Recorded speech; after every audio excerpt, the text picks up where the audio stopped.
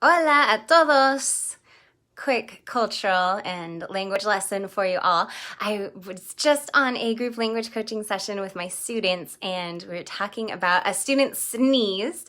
Uno de mis estudiantes estornudó en una sesión en vivo y entonces yo dije salud. So I told her salud, which is the equivalent of saying bless you when someone sneezes, but it doesn't actually mean bless you. So I proceeded to explain that in English, we're accustomed to when somebody sneezes, we say bless you or we say God bless you.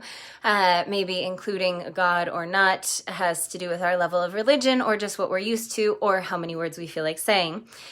But in Spanish, when somebody sneezes, at least in Mexican Spanish, the tradition is to say salud. And what you are doing, as I explained to my students, is you are wishing somebody health because their heart has just stopped for a moment, which is why we usually say bless you when somebody sneezes.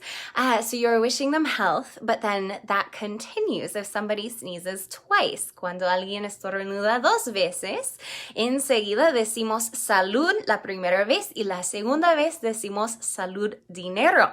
So the first time they sneeze, we wish them health, and the second time they sneeze, we wish them health and money. So the blessings just keep piling up as you keep sneezing because you need more blessings. And then the third time, and this is where I blanked, I couldn't remember, while I was with my students, so I looked it up, so here's the end of the lesson. The third time somebody sneezes, cuando alguien estornuda tres veces, decimos en español, salud, dinero, amor, health, money, and love.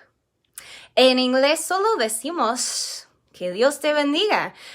We just keep repeating bless you in English, and then finally we offer somebody a tissue.